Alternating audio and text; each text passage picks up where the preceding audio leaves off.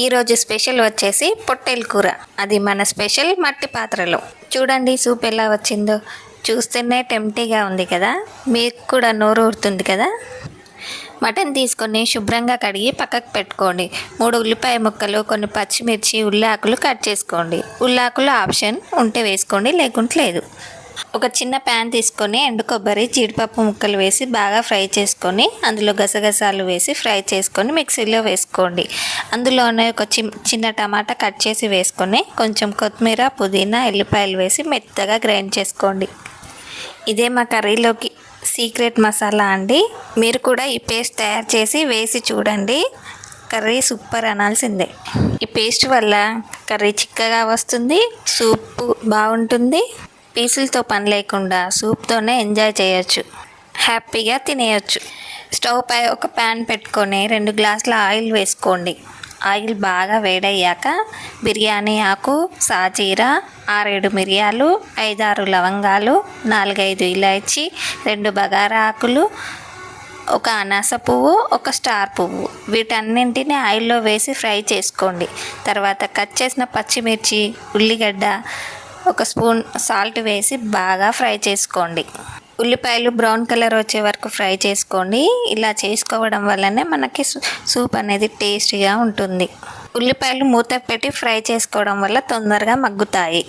మూత తీసి 2 టేబుల్ స్పూన్ల పసుపు వేసి క్లీన్గా కడిగి పెట్టుకున్న మటన్ ముక్కలు వేసి కలిపి మూత పెట్టుకోండి. కర్రీని మధ్య మధ్యలో కలుపుతూ ఉండండి, అడగంటకుండా ఉంటుంది. కాసేపటికి మటన్లో వాటర్ ఊరుతాయి. ఆ వాటర్ అంతా దగ్గర పడే వరకు ఫ్రై చేసుకోండి. మధ్య మధ్యలో కలుపుతూ ఉండండి. ఆయిల్ పైకి తేలుతున్నప్పుడు అల్లం పేస్ట్ వేసి కలుపుకోండి.